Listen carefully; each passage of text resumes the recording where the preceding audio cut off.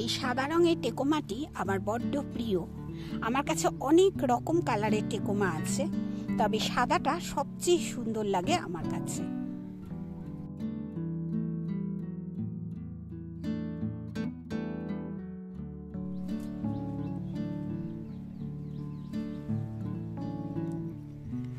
আবার শুরু হয়েছে প্রচুর গরম, এবং এই গরমে ছাদ বাগানে কাজ করাও খুব মুশকিল হয়ে গেছে।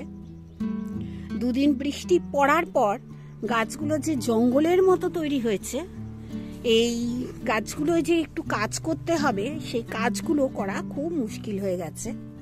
আজকেও কিন্তু প্রচণ্ড তাপ। আমি বেশ বেলায়, এখন প্রায় 3টে বাজে, এই সময় এসেছি ভিডিও করতে। আমি রোজকার রোজ ভিডিও করি, আর যেদিন আগে করে নিই সেদিনও বলে দিই। আজকে কিন্তু মঙ্গলবার, আর আমি এখন ভিডিও করছি। এই ভিডিওটা এরপর এডিট করে আমি ছাড়বো। এই কয়েকদিনের বৃষ্টিতে দেখুন লঙ্কা গাছগুলো কিন্তু বেশ বড় হয়ে গেছে। বৃষ্টির জলে গাছগুলো কিন্তু খুব সুন্দর আছে, কিন্তু যে গরম আবার পড়েছে, এই সময় গাছকে কিভাবে যত্ন করবেন সেটা আজকে আমি বলবো। এই সময় আবার দিতে শুরু করুন সুন্দর করে তরল সার, যারা বন্ধ করে দিয়েছিলেন। আমি ওই বৃষ্টির 1 দিন 2 দিন দিইনি, কিন্তু আবার শুরু করে দিয়েছি তরল সার দেওয়া। এবং তরল সার না দিলে গাছগুলোকে কিন্তু এমনি সবুজ সতেজ করে রাখা সম্ভব হবে না। খুব যত্ন করতে হবে। আবার যেহেতু মানে কয়েকদিন আগে যে 43 ডিগ্রি 44 ডিগ্রি আমাদের গরম পড়ে গেছিল, প্রায় সেরকমই গরম আজকেও পড়েছে। খুব কষ্ট। আর এই সময় গাছকে কিভাবে যত্ন করবেন সে তো বলবই। এই যে এই নতুন চারাগুলো দেখুন, এই সকালে জল দিয়েছি, কেউ বলবে দেখুন এর ভেতর ঝিমিয়ে গেছে। আবার একটু জল দেব এখন। ওই যেগুলো একটু জল দিতে হবে সেগুলোতেই জল দেবো। আর বোগেনভেলিয়া তো আমি সবসময় দেখাই। বোগেনভেলিয়া দেখুন সকালবেলা প্রচুর জল দিয়ে গেছি। এখন দেখুন এই যে গাছের গোড়া একদম শুকনো, প্রত্যেকটা গাছ কিন্তু গোড়া শুকনো। আমি মগে করে জল দিয়ে দেবো এইগুলোর, নইলে ফুলগুলো ঝরে যাবে। আর এখন তরল সার আবার দিতে শুরু করুন ভরপুর করে। আমি যেরকম বলেছি যে জল মিশিয়ে পাতলা করে দেবেন, রোজ দিন। যারা বেশ অনেক দিন দিতে অভ্যস্ত হয়ে গেছেন তারা রোজ দিন। রোজ দিলে আপনার গাছ আবার কথা বলবে আপনার সঙ্গে। আর লঙ্কা, আমি আশা করেছিলাম বৃষ্টি হবে, জানি না। এই যে লঙ্কা পাকতে শুরু করেছে দেখুন, এগুলো কিন্তু গরমে পেকে যাচ্ছে। এই যে গরমে পেকে যাচ্ছে, নষ্ট হয়ে যাচ্ছে। আসলে গরমে পেকে যাচ্ছে, এখন কিচ্ছু করার নেই। এইভাবেই কিন্তু আমাদের চলতে হবে। প্রত্যেকটা গাছকে হাত দিয়ে দেখবেন কোন গাছের কি প্রয়োজন, এটা আপনাকে করতে হবে। এই গাছটা দেখুন কিরকম মিলিবাগ ধরেছে, পাতাগুলো নিয়ে টেনে ছিঁড়ে দেবো। শুধু আমার কাজ হচ্ছে এই পাতা ফেলে দেওয়া। এই পাতা আর গাছে দরকার নেই, কারণ মিলিবাগ এমনভাবে ধরেছে একে ঠিক করা মুশকিল হবে। ছোট্ট একটা গাছ এটা, কিন্তু নতুন যে এই যে ভেন্ডি গাছ বসিয়েছি, ঢেঁড়স গাছ, সেই গাছ। আর নতুন যেসব বীজ এনেছিলাম এগুলো দেখুন, গাছগুলো একটু ভালো করে লক্ষ্য করুন। নতুন যে বীজগুলো এনেছিলাম সিড টু প্ল্যান্ট থেকে, দেখুন আমিও আজকে সকালে এসে আশ্চর্য হয়ে গেছি যখন জল দিতে এলাম। দেখুন আমি দেখাচ্ছি, একসঙ্গে সব বীজ বসিয়েছিলাম তো আলাদা আলাদা করে কন্টেনারে, আর ওই তারপরে আমি বসিয়ে দিয়েছি। এবার দেখুন, এই দেখুন একটা লাল দানা ছিল, দেখিয়েছি আপনাদের, তার কিন্তু গাছ এরকম লাল হয়েছে। এই যে 3খানা দানা বসিয়েছিলাম, এরকম 5টা 6টা দানা বসিয়েছিলাম, 3টে করে গাছ হয়েছে। এই যে দেখুন, এই যে। আর যেগুলো সবুজ ছিল তার কিন্তু সবুজ গাছ হয়েছে। কি আশ্চর্য আমার কাছে লাগলো, বীজের রং অনুযায়ী কিন্তু গাছগুলো হয়েছে। আসলে ওরা ওইভাবেই রং করে দিয়েছিল। লাল বীজ আর সবুজ বীজ দুরকম বীজ ছিল তো, তা লাল বীজটা দেখুন লাল গাছ হয়েছে।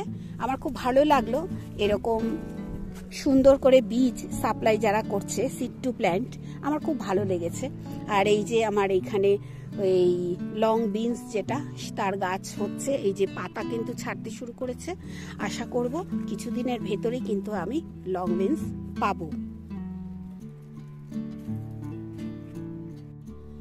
আবার যেহেতু গরম পড়েছে, ঝিঙে কিন্তু আমার হচ্ছে, আর ছোট ছোট ঝিঙেও কিন্তু হয়েছে। আর আমি কিন্তু পলিনেশন করি, আমি বারবার বলি আমি পলিনেশন করি। এই যে দেখুন ছোট ঝিঙেও হচ্ছে, এই যে এখানটায় আছে ছোট ঝিঙে হচ্ছে, কিন্তু গাছগুলো একটু কিরকম শুকনো শুকনো হয়ে যাচ্ছে। সকালে ভরপুর জল দিয়েছি, দেখুন গাছের গোড়া এখন একদম শুকনো। আর এখনই জল দেব, জল দিয়ে তারপর কিন্তু ভিডিও এডিট করব। আগে আমার গাছ, তারপরে সবকিছু। গাছ যদি না থাকে তাহলে আর সবকিছু হবেই বা কি করে। গাছ কিন্তু আমার ভীষণ প্রাণের জায়গাটা কেড়ে নিয়েছে। আমার জীবনের অনেকটা জুড়ে আছে আমার গাছ। আর এটা আমি জানি না হবে কি না, এটা হচ্ছে সেই 4 ইঞ্চি যে সবেদা এনেছিলাম বিকাশ নার্সারি থেকে, সেই গাছটা। এখন এই ফলগুলো তৈরি হচ্ছে না হচ্ছে আমি বুঝতে পারছি না। তৈরি হলে নিশ্চয়ই আপনাদের সঙ্গে শেয়ার করব। আর ছাদ বাগানে আবার বলেছি ইঁদুর হচ্ছে, ইঁদুরে আমার পুরো সবেদা একদম গাছ ফাঁকা করে দিয়েছে। সবেদাগুলো, প্রতিটি সবেদা, ছোট সবেদাগুলো খেয়ে নিচ্ছে। আর এই দেখুন সকালে যে জল দিয়েছি, কেউ বলবে না জল দেওয়ার সত্ত্বেও মাটি একদম শুকনো হয়ে গেছে। এবার এই সব বেগুন কিন্তু আর বড় হতে চাইবে না। ভাবছি এই সব গাছগুলো আমি ফেলে দেব, বীজ তো কিনে এনেছি, আর নতুন গাছ আবার তৈরি করব। আর এই যে বৃষ্টি পড়ছে না বলে কিন্তু এই মিলিবাগেরও ভীষণ উৎপাত বেড়েছে। বৃষ্টি পড়লেই কিন্তু এরা থাকবে না, এরা কিন্তু তখন আর মানে আমার এই ছাদ বাগানে আর এই উপদ্রবটা থাকবে না। প্রত্যেকটা গাছ দেখুন এবার কিন্তু আবার কিন্তু এই রোদের তাপে যতই আপনি গাছের গোড়ায় জল দিন, এই দেখুন এই গাছটায় কিন্তু জলটা এখনো রয়েছে, গাছের গোড়ায় জল দিন, আপনার কিন্তু ফল ঝরে যাবে, শুকিয়ে যাবে, হলুদ হয়ে যাবে, এই সবগুলো হবে। এর জন্য আবার কিন্তু আপনাদের 2-3 বার করে জল দিতে হবে, বারবার আসতে হবে ছাদ বাগানে যাতে জল দেওয়া যায়। আর তরল সার একবারই দেবেন, বিকেলেও দিতে পারেন আবার সকালেও দিতে পারেন, ওটার কোনো ব্যাপার নয়।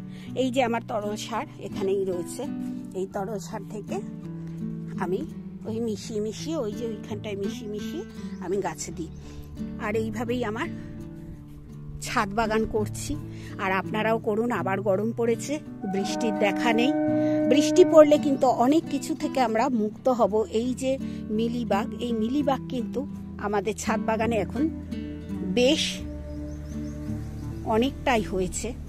এদের আমি তো ধুয়ে ধুয়ে দিই। চলুন, কয়েকদিন আগে যে মিলিবাগ এই গাছটায় হয়েছিল, এই গাছটা আজকে সকালে এত সুন্দর করে ধুয়েছি, দেখুন আবার হয়েছে, একদম নেই। দেখুন এই গাছটার থোকা থোকা জবা হয় লাল রঙের, আর গাছটায় দেখুন মিলিবাগ আবার আসছে।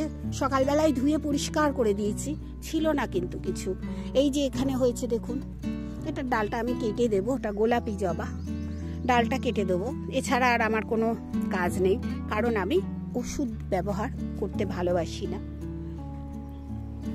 এগুলো টেকোমা, এই একটা টেকোমা, আর একটা আমার প্রিয় টেকোমা আজকে ফুটেছে, চলুন শেয়ার করি। এই যে সাদা রঙের টেকোমাটা ফুটেছে, এটা আমার খুব প্রিয় টেকোমা।